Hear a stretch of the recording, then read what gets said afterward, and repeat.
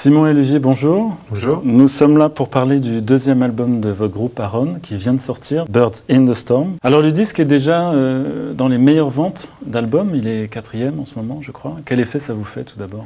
On est très surpris de ce qui vient de se passer. C'est vrai qu'on n'avait pas tant la pression que ça au moment de la création de l'album et c'est venu plutôt dans les jours qui ont précédé, les jours qui ont suivi la sortie de cet album, puisque ça y est, ça ne nous appartient plus. Et c'est vrai que c'est assez énorme pour nous de savoir que les gens l'ont acheté et qu'ils l'achètent, quoi, bien sûr. C'est surprenant et merveilleux. Alors on parle souvent du cap difficile que représente le deuxième album, c'est un petit peu un cliché de journaliste rock, mais en l'occurrence, est-ce que ça a été le cas pour vous? Est-ce que vous avez eu beaucoup d'interrogations sur ce qu'allait être ce disque après l'énorme succès du premier? Non, bizarrement, on n'a pas eu cette pression dont on nous parlait. On a fait ça vraiment comme si on reprenait un premier album. On avait l'impression de partir sur quelque chose de complètement nouveau. Et puis le principal, c'était vraiment qu'on arrive à poser sur bande ce qu'on avait en tête.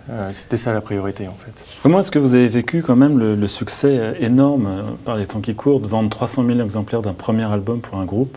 C'est prodigieux. Comment est-ce qu'on vit ça? Est-ce que c'était prévu, attendu, imaginé? Pas du tout. Tout était prévu. Non, on ne s'imaginait même pas faire des concerts à la base. On faisait de la musique. Il s'est trouvé qu'à un moment donné, on a eu une dizaine de morceaux. On s'est dit, voilà, autant faire un album. Et puis après, il y a eu tout ce qui s'est passé après. Mais non, bien sûr que non, c'était pas prévu. Ça serait triste. Tout ce qu'on essaie de faire dans notre musique, et je pense beaucoup de gens font pareil que nous, c'est de témoigner de ce qu'on est, l'état d'esprit dans lequel on est, l'humain qu'on est au moment dans cette époque-là. Enfin, voilà, on fait que témoigner des choses. Il y a eu la chanson Lily aussi qui a beaucoup entraîné le disque, cette chanson qui avait été utilisée dans le film Je vais bien, ne t'en fais pas. Est-ce que c'est aujourd'hui un fardeau, quelque chose Pas du tout. En fait, on a eu la chance, je pense que cette chanson existe 6 mois avant l'album. Et au moment où l'album est sorti, finalement, je crois qu'elle avait été déjà digérée par certaines personnes. Le film était passé, et puis l'accueil de l'album, en fait, nous a rassurés, parce qu'on avait peur, bien sûr, qu'au moment de la chanson, quand on voyait l'ampleur que prenaient les choses, on avait un peu peur de ne pas être pris en tant que groupe, d'être juste un titre. Et c'est vrai que les ventes de l'album, les gens qui sont venus au concert, ça nous ont rassurés pour montrer qu'on était...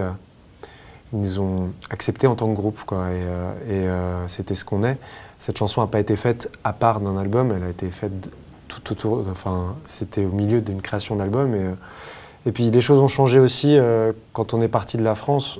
À l'étranger, il n'y avait pas eu le film, du coup il y avait une toute autre écoute. Et voilà, donc ça, elle s'est mariée avec les autres, quoi. Même en concert, les gens réagissaient parfois plus fortement sur d'autres titres. Enfin, c'était... on n'a jamais senti un espèce de poids où d'un coup, je pense que si on s'était senti esclave de ça, on aurait stoppé très vite certaines choses. Parce que l'idée, quand tu crées de la musique, c'est d'être libre. Voilà.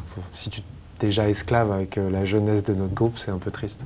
D'où vient le nom du groupe, donc Aaron, A2A-R-O-N? À l'époque où on s'est rencontrés, il y avait une exposition qui était à Paris d'un peintre qui s'appelle Jean-Michel Basquiat. Et on ne se connaissait pas encore et on avait vu cette expo, c'était un de nos premiers points de rencontre. C'était une discussion à propos de ce peintre qui, pour nous, est fondateur dans nos esprits de plein de choses. Enfin, c'est quelqu'un qui nous influence beaucoup, qui nous a influencé beaucoup et qui, pour ma part, continue à m'influencer beaucoup dans mon quotidien. C'est quelqu'un qui avait une façon de voir la vie, de voir sa ville et la vie comme un terrain de jeu un peu. Il a amené la brutalité et la fièvre de la rue dans les galeries et dans l'art, je crois, plus fortement que les autres. Et en ça, je trouve, ça me parle beaucoup, cette façon instinctive de travailler et de se laisser porter par ce qui t'entoure et digérer les informations et d'en faire une peinture pour lui. Et moi, j'ai l'impression de vivre ça et de le faire dans la musique, de ma façon de digérer les émotions. Ce qui m'entoure, les poids comme les bonheurs, comme tout. Et Olivier aussi, je pense, c'est de digérer ces choses en musique. Enfin bon, bref. Et pour revenir donc à ce moment-là, il y a dans plusieurs toiles de Basquiat un prénom, Aaron, qui se baladait. Et donc, on avait envie d'intégrer quelque chose comme ça. Et voilà le début d'Aaron. Alors, Basquiat est dans l'actualité doublement en ce moment avec une grande rétrospective. Et un film, est-ce que vous êtes allés voir l'un et l'autre? Ouais. Ah oui, je suis un vrai groupie, quoi. Le jour de la sortie, j'étais voir le film. C'était marrant d'ailleurs parce que dans la salle, c'était le matin, et on n'était pas beaucoup, on était peut-être 6, et sur les 6, il y avait 4 personnes, c'était des sosies de Basquiat. Et je trouvais ça hyper chelou, quoi. J'avais l'impression d'être dans un film de Gondry. Enfin, c'était marrant. Alors vous êtes actuellement en tournée, une grande tournée qui va vous emmener jusqu'au printemps 2011. Ouais. Comment est-ce qu'on retranscrit les climats du disque qui sont vraiment élaborés longuement en studio, comme on l'a vu? Comment est-ce qu'on traduit ça sur scène? Vous avez des musiciens additionnels, vous avez réécrit les arrangements? On aime bien, c'est vrai, s'amuser, changer de formation. Là, on a encore une nouvelle formation, donc ça va être vraiment différent. On n'aime pas replaquer l'album. Il faut que la musique, c'est quand même quelque chose d'assez vivant. Donc, on se permet de déstructurer certains morceaux, de les rallonger, de les raccourcir. Et puis surtout, il y a un gros travail aussi sur la lumière. C'est un peu le troisième personnage. Donc voilà, c'est un peu un moyen pendant 1h30 d'écarter un peu les murs et d'oublier un peu le quotidien.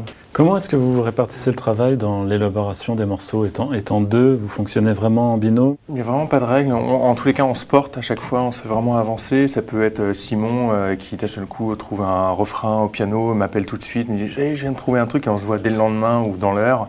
Ça peut partir d'une rythmique où il y a un morceau qu'on a fait, où on a enregistré la voix, la mélodie de voix, et on a plaqué tous les instruments au fur et à mesure au-dessus.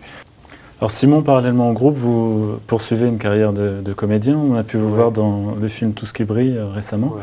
Est-ce que c'est compatible facilement avec un emploi du temps de groupe, avec des engagements de tournée, des choses comme ça? C'est compatible. Je suis pas... si j'étais un acteur qui tournait tout le temps, mais j'ai pas eu des rôles qui font que j'ai eu besoin d'un investissement de 1 an ou de choses comme ça. Donc ça reste assez anecdotique et c'est complètement organisable dans notre vie à nous. Là, vous allez nous jouer plusieurs titres, je crois. Ouais. Oui. Des extraits de l'album. Donc Ouais, une version encore différente, plus acoustique en fait. Très bien. Merci beaucoup. Merci. Merci.